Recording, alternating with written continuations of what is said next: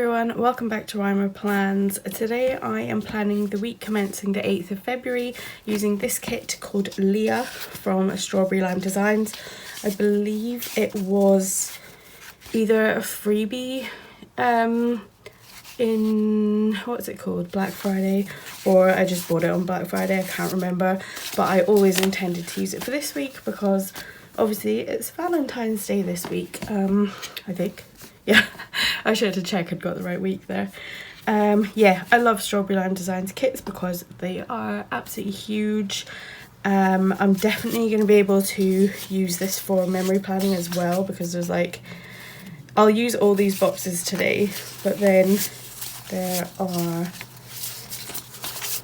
other boxes and stuff.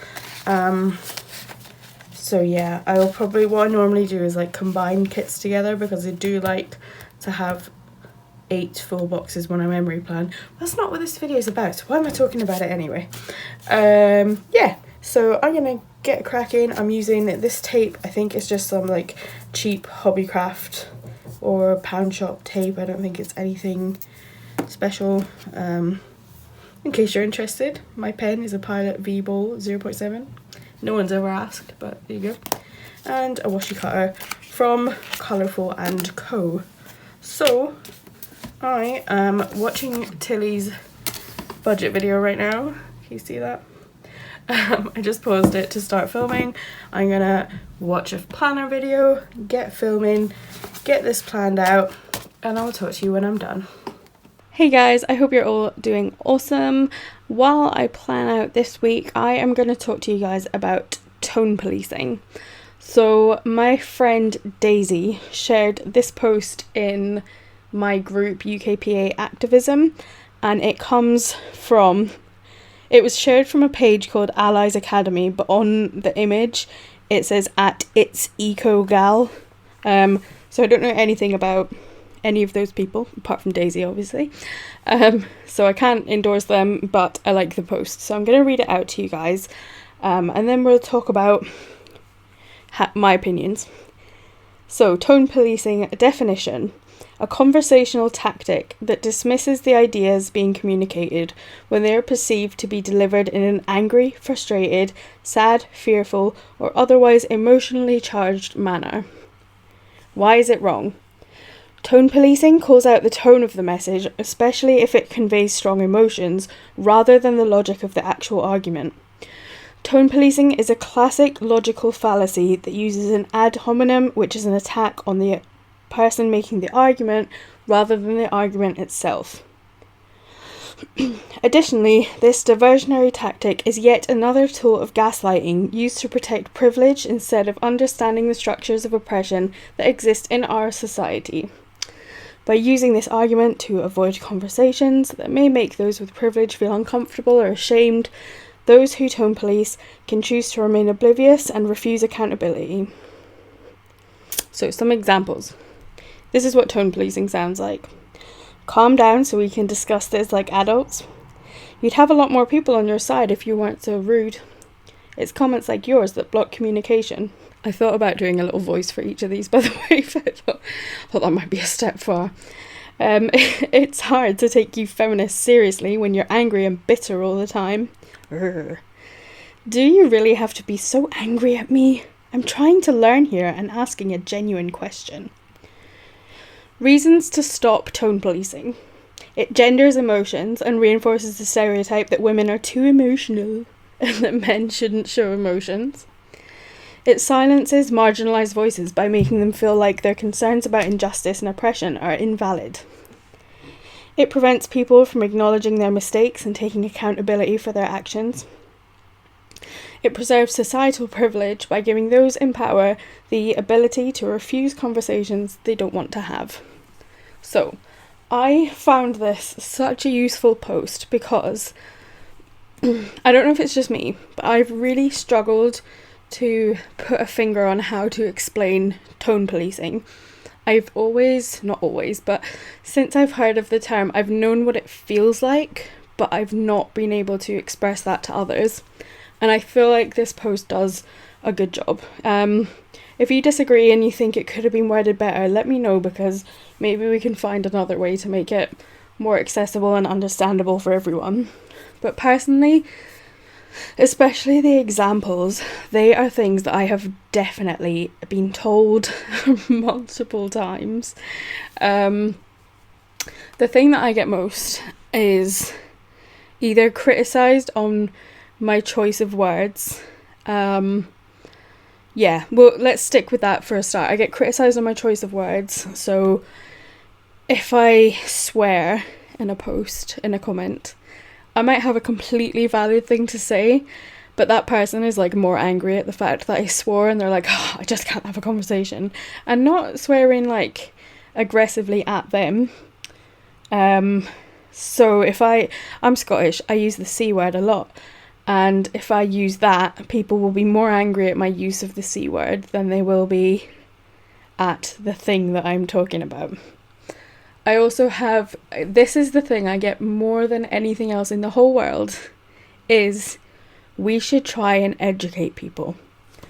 Let me tell you, you guys, I don't want to say career in activism because it's not a career, but like I dedicate a lot of my week to activism every single week.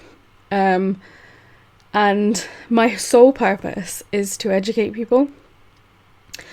By doing so, I have created a whole bunch of resources, not only in UKPA activism, where I do a weekly segment called Know Better, Do Better, but in UKPA itself, I literally spent a good month creating resources filled with things that people can use. A lot of it's aimed at white people, to help them see things, I don't know, make it more palatable, I guess. Because black people don't need to be told not to be racist, but for some reason some white people struggle. So I do a lot of unpaid labour every single week with regards to educating people. But let me tell you that nobody ever has anything to say about it until I start getting frustrated, and then I get told people would take you more seriously if you would be kind to them and educate them. No. It is not my job. It's not my job to make people feel good. I am responsible for the things that I say and what I put out in the world. I'm not responsible for how someone receives them. And if they feel that I'm being aggressive in what I'm saying, it's because they feel it applies to them in an aggressive way. So if I'm saying I'm so sick of white people saying that reverse racism exists, and then they say, oh, you should be more, you should educate them, you shouldn't go on the attack, that is because they feel that reverse racism exists. That's the only reason they're saying it. So yeah, I definitely experienced tone policing, and as a woman, I'm going to experience tone policing more than other people might, like men might. But then also, like, I don't experience it half as much as, for example, there's a stereotype of the angry black woman, in the same way that there's the stereotype of the emotionally charged woman. So I only have to deal with the woman stereotype. I don't have to deal with the angry black woman stereotype. And like, I struggle enough as it is with my own things that are said about me. I hate looking like the one who always charges in to every argument, like dropping truth bombs. And I don't even have to deal with it half as much as other people. So yeah, this was just like, I don't know, my little moment to talk about tone policing, why it sucks, why it's not useful, why you need to stop now, and why important conversations deserve to be had without being condensed or monitored or made palatable, I guess. Yeah. So that was my thing. I'm mostly just finishing up the spread now. We're almost done with it. I like this spread, but I did not like how I have the little stickers with the kids, well, everyone's names on them, and some of the Michael ones got a bit kind of stretchy and warped. But yeah, You can see on my phone now where I am. I use Instagram pictures of my other weeks of planning to see what I need to put in my schedule. Does anyone else do that? And like all through the week, rather than look at my planner, I pretty much just look at my Instagram photos. Is that just me? I don't know. It's there. Like, I'm not going to carry my planner around with me, but my phone is always there. I love this overlay. Trust Tilly to just finish this spread perfectly. Like, oh, it's the best. Look at that. Look at that. I'm so excited by that. Okay, so thanks for listening to my little rant. Thanks for watching this video. I'm going to pass back over to live filming Sophie, and I'll talk to you another day. Okay, so here we are with the finished spread. I've gone crazy on the mixed foil. I'm going to put up an Instagram poll and see if anyone actually cares about mixed foil, because I don't. And maybe I just have lower standards than everyone else, or maybe it's just like one of those things that not many people actually care about. I just like the shininess. Yeah, so there's my week, and I will talk to you guys in my next video. Bye!